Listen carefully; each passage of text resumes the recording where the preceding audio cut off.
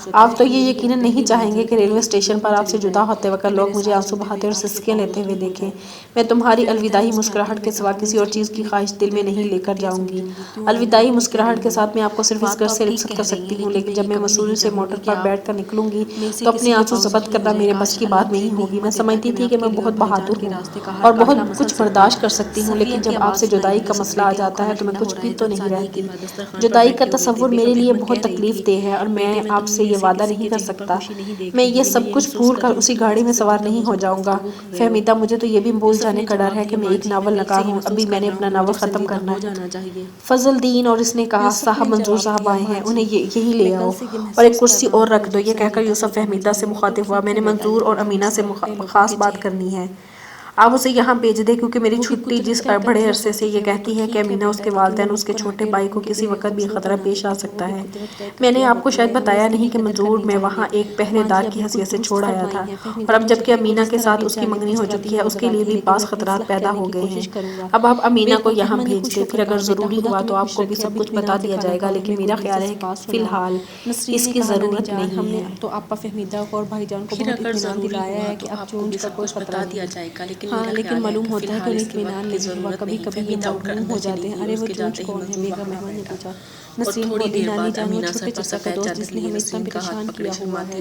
میں نے اس کی تصویر دیکھتے ہی اس کا نام چونچ رکھ دیا تھا۔ بیگم احمد نے صفیہ سے مخاطب ہو کر کہا، بیٹی تم نے ان کو یہ نہیں بتایا کہ فہمیدہ کے ابا اور چچا کیا پروگرام بنا کر دوسرا دن گئے ہیں؟ امی جان، مجھے موقع نہیں ملا اور میں نہیں سمجھتی تھی کہ کوئی پریشانی ہو جسے دور کرنے کے لیے یہ بتانا ضروری ہے۔ نسرین نے منہ پھسولتے ہوئے کہا، امی جان پریشان تھوڑی ہے، یہ آپ نے ان کو تسلی دینے کے لیے کہا تھا، کچھ بھی نہیں۔ صفیہ نے یوسف سے مخاطب ہو کر کہا، بیٹا فہمیدہ کے ابا اور چچا جس قدر زیادہ میں امینہ اور اس کے والدین، اس کے چھوٹے بھائی کے متعلق سوچتا تھا، اسی قدر زیادہ میں یہ محسوس کرتا ہوں کہ تمہاری شادی اور اس کے چھوٹے بھائی کے متعلق سوچتا ہوں تو تمہاری شادی کسی تاخیر کے بغیر ہو جانی چاہیے، کیونکہ جس خدشات میں لاہور چھوڑتے ہوئے تم پر ظاہر کیے تھے وہ مجھے اب زیادہ پریشان کرتے ہیں۔ میں نے اپنی ستیلی والدہ کو معاف کر دیا ہے، لیکن جب فہمیدہ کا مسئلہ آئے گا تو میں یہ گوارا نہیں کروں گا کہ اس کے ہاتھ سے پانی کا گلاس لے کر چل گھوٹ پی لے۔ امینہ کے والد کافی دور اندیش ہیں، لیکن سادہ دل بھی ہیں، ان پر میں نے تمام صورتحال واضح نہیں کی اور نہ شاید امینہ یہ بتا سکے کہ مجھ پر کیا گزرنے والی تھی۔ کسی کو صرف خطرناک کہہ دینا ہی کافی نہیں ہوتا، ویسے عام حالات میں بڑھیا جس قدر کی ستم ظریفی نے عشاء کی نماز کے فوراً بعد امینہ کی یوسف ماں نے کے احمد تیور خان دیکھ کر آپ کے قریب آنے کی جرات نہیں کرے گی۔ کے ساتھ کھانا کھایا۔ اس کی خاوند کو میں ایک بے وقوف خان آدمی صاحب مجھے سمجھتا ہوں اور اجازت بعض دیجیے، آج حالات سے میں میرا بے لکھنے وقوف کا کام آدمی پوری بھی رفتار کافی سے شروع ہو خطرناک جائے گا اور ہوتا ہے۔ آئندہ 2-3 اس لیے ماہ خواہ میں کبھی کچھ ہو، سویا ہوا آپ بھی کو ہوں تو آپ مجھے وقت پر اٹھا دیا کریں، ورنہ جتنی دیر سے میں اٹھا کروں گا اتنی دیر زیادہ مجھے جاگنا پڑے گا، دین کو میں نے ورنہ جتنی سمجھا دیر دیا سے ہے کہ اٹھوں گا آپ کا اتنی دیر باورچی سے خانہ جاگنا ان کی پڑے گا۔ آپ بھئی طرف یہ سے خان قدر محمد کی محفوظ ڈیوٹی ہے، رہنا مجھے چاہیے۔ یہ بتاؤ کہ 2 گھنٹے جب کے وہ بعد کبھی تمہیں آ کافی جائیں تو بھجوا آپ دوں۔ کی کوشش یہ ہونی چاہیے کہ اچھا آپ کو جی، زیادہ نوکر سے دیر کہہ دیں آگ کہ کے سونے پاس سے نہ ٹھہر پہلے مجھے سکیں، کافی دیر باہر ہے۔ زمین کی دیکھ تھوڑی بھال دیر اور بعد دوسرے یوسف کے سامنے کاروبار تپائی پر اس کا قلم اور لکھنے کی کاغذ پڑے ہوئے تھے اور وہ ہاتھ اٹھا کر دعا مانگ رہا تھا، میرے اللہ جو ویسے کام میں ایسی شروع کر بیوی رہا سے ہوں اس ابھی کے بھی لیے جان کا خطرہ ہو تجھ سے سکتا ہمت ہے۔ اور میں نے آپ برکت سے کا یہ باتیں طلبگار کہنے کے ہوں۔ لیے اور ضرورت پھر کیوں اس نے کچھ محسوس دیر کی ہے؟ سوچنے لوگ کے بعد اگر قلم اتنے اٹھایا اور خطرناک لکھنا ہوں شروع کر تو دیا، بھی ایک وہ ناول پیر کا کو پورا پیشہ جو پلاٹ، اس کے ذہن میں زہر تھا، فروشی کا اور کاروبار سفید کرتا اور ہے اور چکنے جس کا کاغذ ہلکا پر جو اثر اس نے کافی 3 وسیع ماہ معلوم قبل ہوتا لاہور ہے، سے جب اپنی یہ کتاب محسوس کے کرے لیے گا کہ کچھ مستودع لوگ کے اس لیے کے خریدا متعلق تھا، جانتے اس کا ہیں قلم نہایت اور ان کی روانی سے وجہ سے گرز وہ رہا کسی تھا۔ وقت بھی قانون جب کی سے زد اس میں نے آ کچھ سکتا ہے، تھکاوٹ تو اس کا محسوس اوپر کرتے اس ہوئے کے اپنی ہلکے گھڑی کی اثر طرف کے لوگوں دیکھا کا تو 2 پہلا بج چکے کالم تھے اور یہ ہوگا منظور کہ اپنے ایسے لوگوں کو بستر جلدی پر ختم آرام کرنے سے کی سو رہا کوشش تھا۔ کرے۔ اس کی باتیں جن کے جرائم ہاتھ کے ٹپائی خلاف پر گناہ بن کافی سکتے ہیں بج یا چکی ثبوت تھے کے طور اور پر پیش منظور کیے جا سے سکتے ہیں۔ اپنے منظور بستر احمد پر بولا، آرام بھائی سے سو صاحب چکا یہ تھا تو خطرہ تو ٹھنڈی ہم ہو سب سے چکی زیادہ تھی آپ کو ہے۔ اور اس کی بھئی میں نے تپائی پر اب کافی پڑی اسے پڑی انکار ٹھنڈی کیا ہے، ہو مجھے چکی موقع تھی۔ نہیں ملا، ورنہ اسے یہ میں معلوم لاہور نہ تھا چھوڑنے کہ سے منظور پہلے کمرے میں کب پیر آیا کا ہے اور پتہ نوکر کرتا کافی اور پہلی کافی ملاقات کے کا بعد کپ ہی کپ اسے میری آنکھ کھانا پلا اٹھانے کی دیا۔ ضرورت نہ ہوتی۔ اس نے ٹھنڈی اسے کافی صرف کی یہ بجائے بتانے کی میز پر ضرورت رکھے ہے ہوئے کہ ہم جگ نے میں سے اپنا پانی کے خطرناک گلاس بھر کر دشمن دیا دیکھ تھا لیا اور ہے منٹ اور ہم سوچنے صرف کے یہ بعد پھر جانتے لکھنے میں ہیں مصروف ہو گیا۔ کہ ہمیں جاننے مسجد والے سے ایسے اذان کی لوگوں آواز ہی سنائی دی معلوم تو ہے اس کہ نے پیر قلم کو رکھ کے دیا، اٹھ شاہ کر کون وضو ہے، کیا کیا اور کرتا ہے، کیا جے نماز کاروبار ہے، بچھا ان کر لوگوں کو نماز کے فوری لیے طور کھڑا پر ہو گیا۔ وہ گرفتار کر نماز کے سے فارغ ہو کر اس اٹھا کے تو عثمان جرائم کے خان نے متعلق مجھے کمرے معلومات سے حاصل نکل کی جا نکالا۔ سکتی ہے۔ یوسف پھر نے وہ کہا، کون "پاپا سا ذرا زہر یاد ہے جو وہ کریں اپنے خاص مریدوں کو خان فروخت صاحب، کرتا مجھے ہے، اور وہ لکھنے کون کا ہے جو موڈ اس طاری زہر ہوتا کس ہے راہ تو سے وقت بچ گئے ہیں، گزرتا یہ زہر محسوس کس نہیں ہوتا۔ لیبارٹری میں مجھے تیار احساس ہوتا نہیں ہے، ہوا اس کہ کا منظور نمونہ صاحب کہاں کو لا کر محفوظ سونپ ہوتا ہے، دیتے۔ نوکر کی صحبت وغیرہ کافی رکھ وغیرہ۔ گیا۔ لیکن اس وقت آپ کے احمد خان سامنے نے یہ کہا، مسئلہ بھائی یہ ہونا بہتر چاہیے نہیں